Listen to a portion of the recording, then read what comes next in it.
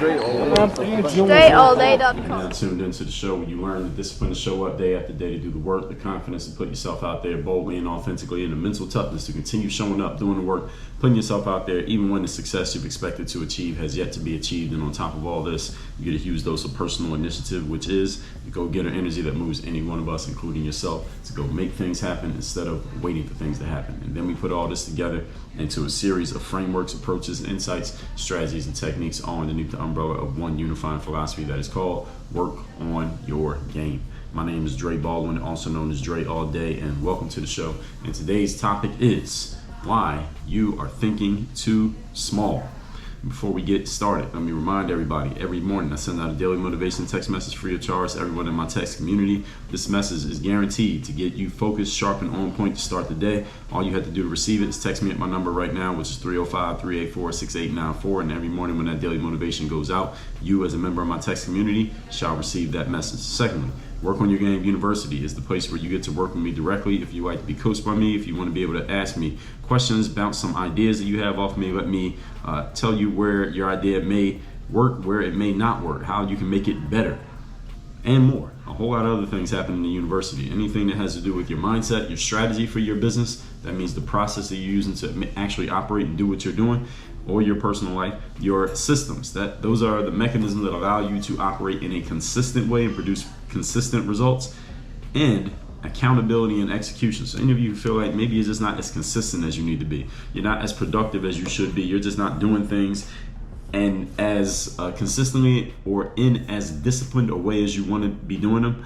All of that stuff takes place inside of Work on Your Game University. If you listen to this show, then you probably already know I can help you. So come into the university. That's where you take your next step. That's where we really get serious about you taking your game and your life and your business where you want it to be. Go to workonyourgameuniversity.com. Again, workonyourgameuniversity.com. That's where you get to work with me.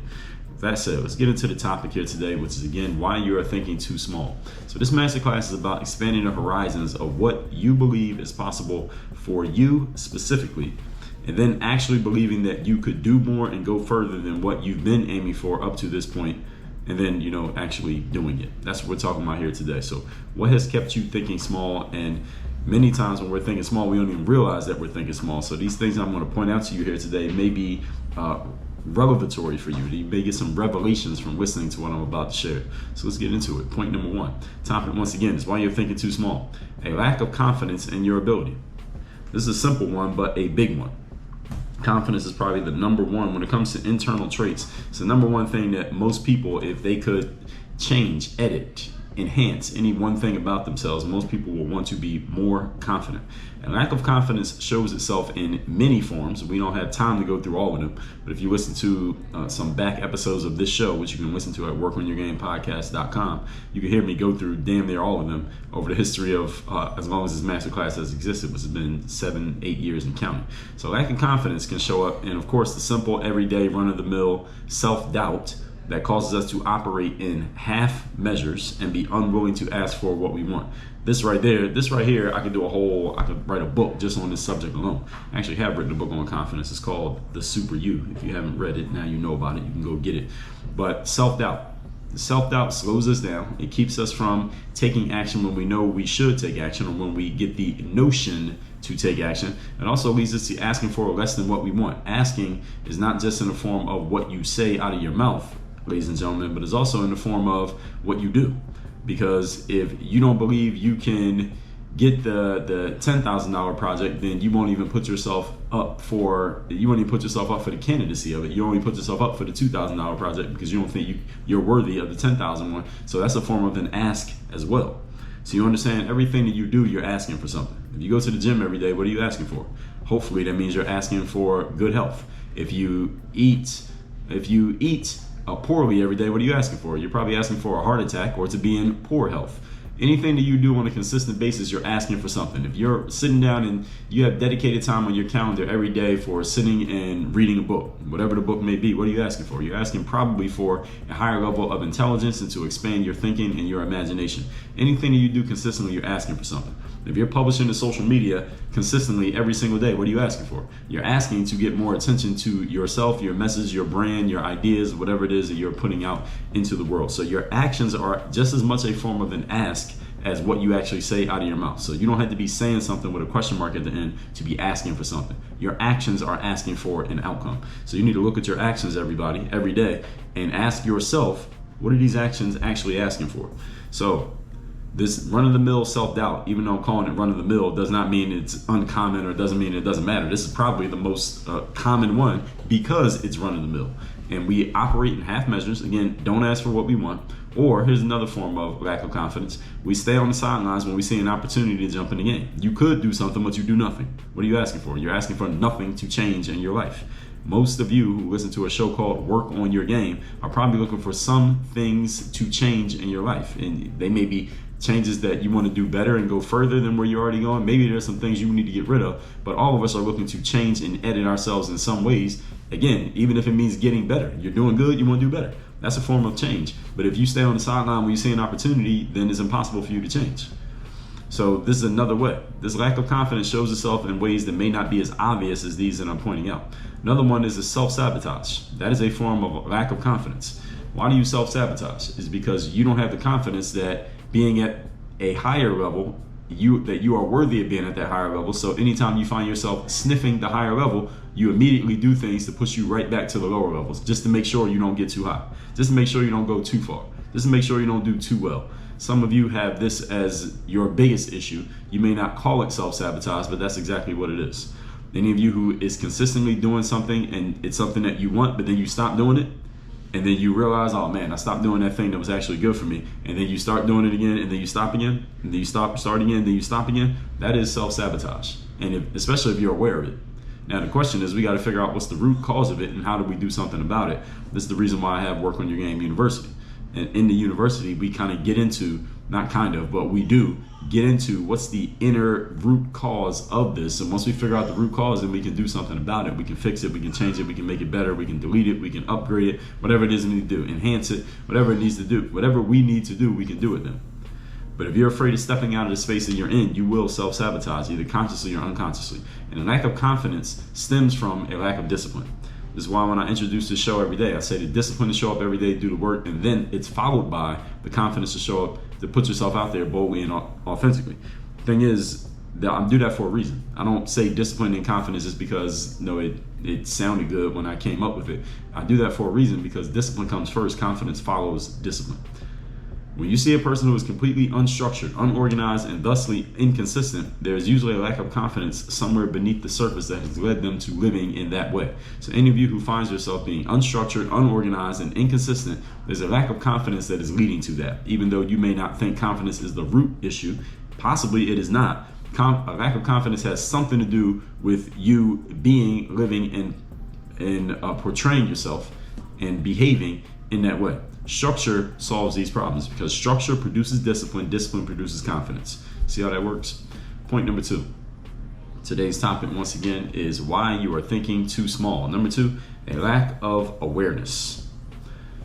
Lack of awareness means you may know something exists, or maybe you don't know it exists, and you haven't been close enough to it, though, to believe that it's real for you.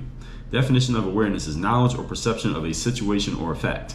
Lack of awareness means you just don't have the knowledge or perception of a thing, not that it doesn't exist. So maybe you know it, but you don't have as much knowledge as you could. You've seen it, but you haven't seen it. You looked at it, but you didn't see it. It's a better way of saying it. See, one thing that stops many people from achieving at a high level is that they just don't believe they could achieve it. Is that you're simply unaware of the possibilities available to you. You're not even aware that you could get to a level 10. Because right now you're at a level 4, you're aiming for a level 7, and you'd be happy at a 7 only because you're not aware that 10 is a possible for you. You've seen 10, you've seen other people at 10, or at least you looked at other people at 10, but you don't see yourself as capable of getting to that level. Therefore, you don't even aim for it. And usually, since human beings are imperfect, whatever we aim for, we usually don't even get there. I would say on average, a person gets to about 80% of what they aim for. So if you aim for a level 7, you're going to get to about 80% of a level 7. So you might end up at a 5 or a 5.5, not a 7. But if you aim for a 10, you might end up at an 8 or a 9. So when you when your awareness goes up, you become aware of more things. And when I say aware, I mean acutely aware, meaning you see it as possible for you. That's what I mean here when I say awareness in this context. Then you'll end up achieving at a lot higher level, even if you don't actually reach the highest point that you were aiming for. Because again, human beings are imperfect. Now, some people are able to do so, but many people don't get exactly where they aim for because nobody's perfect.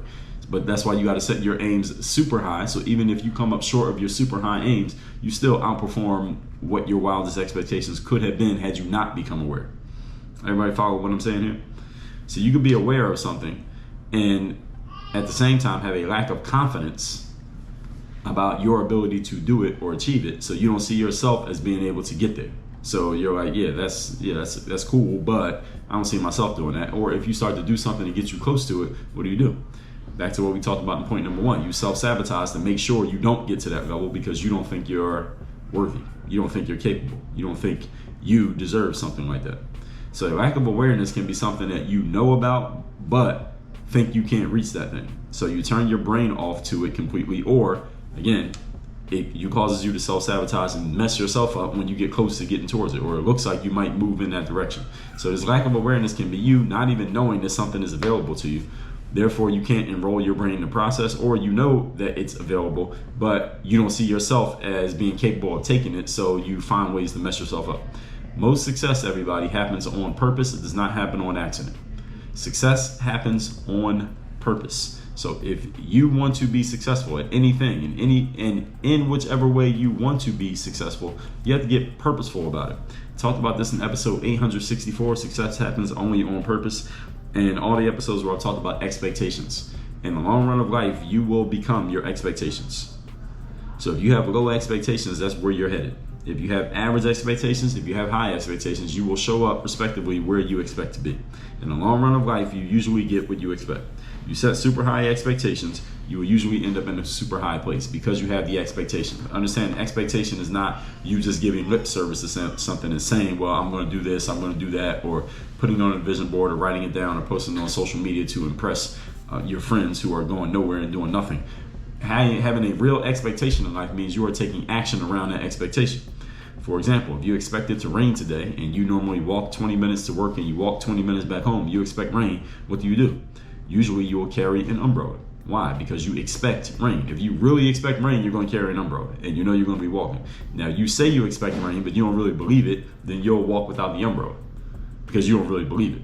See, some people say that they expect to make a whole lot more money this year than they made last year, but you're not doing anything different than what you did last year, which means you don't really expect it. You're saying it and it sounds good, but do you really expect it? When you really expect something, your actions will reflect that expectation. When you don't expect something, then you won't take the actions around it. I remember in Christmas season, this is somewhere in the mid-90s, maybe 1996 probably. I had asked my parents to buy me a stereo that had a CD changer in it. Now this is, those of you who are not old enough to remember this era.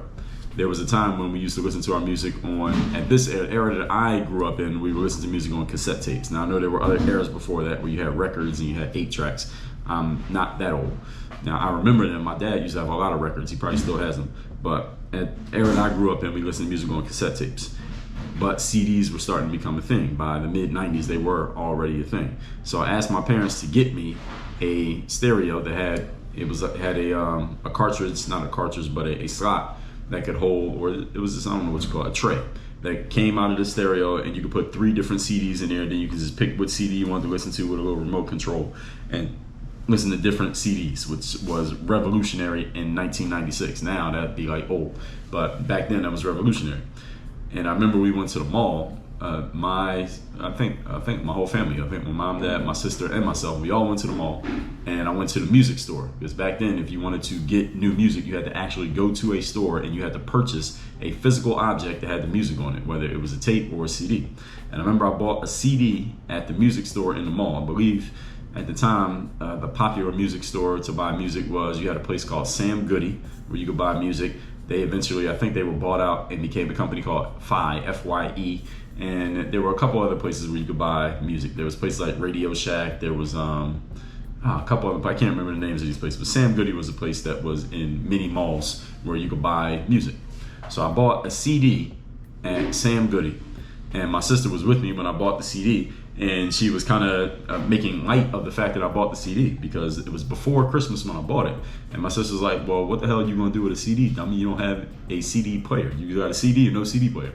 And I said, well, I asked for a CD player on my Christmas list, so I'm expecting to get the CD player. And then when my sister and I met back up with my mom at the mall, because we went our separate ways for a minute, and my sister brought it up to my mom. She said, he bought a CD and doesn't even have a CD player. My mom smiled and said, well, he must be thinking that he's going to get a CD player for Christmas. And she had a smile on her face, which told me that it was a good idea, that because she probably had already bought the CD player that I was going to be getting for Christmas. And I did indeed get a CD player and eventually had a place to play CDs. The whole point is, the reason I'm sharing that with you is when you have a real expectation for something, you take actions around it.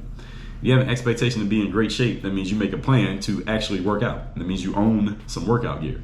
You have some workout sneakers. You got a yoga mat. You got an exercise bottle. You have a gym membership. You hire a personal trainer. You have a plan for what you're going to do when you get to the gym. If you're serious about being in shape, then you do this.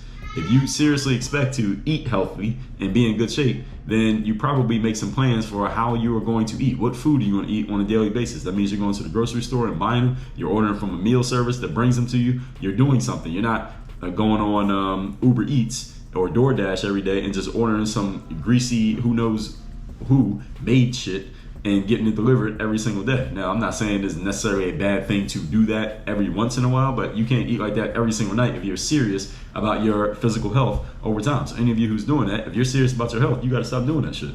You got to make some better decisions around real expectations. So when you have an expectation, again, you need to be on purpose. What does it mean to be on purpose? It means you have a purpose and you are on top of that purpose. Successful people stay on top of things. Unsuccessful people have things stay on top of them. So are you on top of your purpose? Do you know what your purpose is and are you on top of it? So whenever you hear the phrase on purpose, that's what it means. You are on top of your purpose. You know what it is and you stay on top of it with real actions that reflect your real expectations. Point number 3. Today's topic, once again, is why you are thinking too small. Number 3 is a lack of clarity as to how to do anything other than thinking small. The reason you're thinking small right now is because you just don't know how to do anything else. So you just default to what you know. This is one that most intelligent people default to when they are not reaching a certain outcome. They simply must not know how to do something. So that must be the only thing in their way. All right, the only reason, Dre, I'm performing at this level and I'm thinking at this level is because I'm not aware of any other level. I don't know how to do anything else. So I'm just keep doing this thing that I'm already doing. This is usually the thing that they actually have the most of, is they actually have the most idea of and the most understanding and belief of is this thing, is everything else they're missing is just getting in the way. All right, they usually are pretty good at the thing that they already know and are aware of and believe in, is everything that they're missing that's getting in the way. In other words, them not knowing what they don't know, their own ignorance. You're ignorant of your own ignorance. So we call it unconscious incompetence. How often have you said to yourself? And then you also have the people who they know what they're not doing, but they're simply not doing it. That goes a little bit towards the self-sabotage direction. With those people, these are the folks who say something like, I know exactly what I need to do, I just need to do it. Any of you ever said that? I know exactly what I need to do, I'm just not doing it. I have it written down, I just haven't done it. I've been telling myself for a week I need to do that, but I haven't gotten around to doing it yet. How many of you have ever said that to yourselves? How many of you have said that to yourself within the last 72 hours? Don't lie. All right, I talk to people every day who say this statement, and I got a lot of listeners to this show. There's no way that none of you is guilty of this. Most of us are guilty of this. This statement is a byproduct of what we talked about in points number 1 and number 2. When you don't have the confidence and you're also not aware of other ways of thinking, you default to your natural state of thinking. And your natural state of thinking is usually around shrinking, staying safe, remaining in your comfort zone, and thusly, as a result, being average. This is the normal modus operandi for the human brain. This is why most people are average. And to me, this is too small. So when I say too small, what I mean is average levels of thinking, not elevating yourself, not pushing yourself to do or be anything other than what you've done up to this point. When you get around people who have a different level of confidence in themselves and a different level of awareness, the how-to becomes easy. Remember that it's what do you want and why you want it. Once you figure that out, then how to do it actually becomes a whole lot easier. So I did an episode where I talked about this. This was, let's see if I can find that episode. I always forget how I titled it. Why and what over how is the title of the episode. Let's see if I can find it. That is episode number 2043. What and why over how. When you get clear on what you want, purpose, why, that's the energy and the drive behind it, then how to do it becomes easy to figure out because the bridge will be built, because those two magnets basically create the bridge because of the magnetic power between the what and the why. The bridge gets built. In other words, the how will figure itself out when you're really clear on what exactly you want, you have a clear outcome, and you have a real reason for wanting to achieve it. Remember this. This is the biggest thing that you need right now. Any of you who's stuck in this how-to mode, I know what I want, I just don't know how to do it, and that's the only thing getting in my way. That is not the only thing getting in your way. The only thing is in your way is you are not super clear on what you want, either that or B, A, you're not super clear on what you want, or B, you are not super clear on why you want it. When you get clear on those two things, the how will become easy. That doesn't mean the how is just going to pop into your brain one day. The how might be, okay, now that I know that I want this and I know why I want it, you know what I need to do? Now I got to go take these steps to invest in myself and do something like join Work on Your Game University, or I got to go hire that personal trainer, or I got to stop ordering from DoorDash every other day, and I got to get serious about this outcome that I say that I want. The how will be clear to you. Doesn't mean that how is going to be something that's convenient. I didn't say convenient, but it will be clear to you what that how is when you get clear on what and why. So with that said, let's recap today's class, which is why you are thinking too small. Number one, a lack of confidence in your ability. This can show itself in normal self-doubt, half measures, being unwilling to ask for what you want, staying on the sidelines when you see opportunities, and there are many ways that we self-sabotage, because that allows us to stay in the same space and within our comfort zone instead of stepping outside of that and doing something that is uncomfortable for us, which is where all the growth takes place. This is why people don't grow. Number two, lack of awareness. You may have even seen something, you just don't believe it's possible for you, or you may not be aware of it at all, which means it can never be possible for you because you can't do something that you're not aware of. You can't buy something that you don't know exists. So you have to see it in order to believe it, and you got to really see it in your mind and see yourself doing it. Can you envision something that you've never done before? Until you get over that, and we cover this in detail in that mindset part of what I talk about in Work on Your Game University called the Bulletproof Mindset Framework. You go through the Bulletproof Mindset Framework, you will understand how to start envisioning what you really want for yourself in life. Even if it's something that you and no one in your family has ever come close to accomplishing, you can do it with the right vision. But without vision, people perish. Number three, lack of clarity as to how to do anything. This is a common excuse that people use. Well, I just don't know how to do it. That's the only reason I'm not doing it. That is not why you're not doing it. You're not doing it because either you lack a clear outcome, clear target for what you want, or you lack clear reasons and strong enough reasons for why you want to do it. You get clear on what you want and why you want it, the how will be very clear and very, very simple to understand. I didn't say it will be easy to do, simple to understand. Now, if that why is strong enough and that what is strong enough, then no matter how hard it is, you'll go do it, and you won't face the resistance that you're facing right now.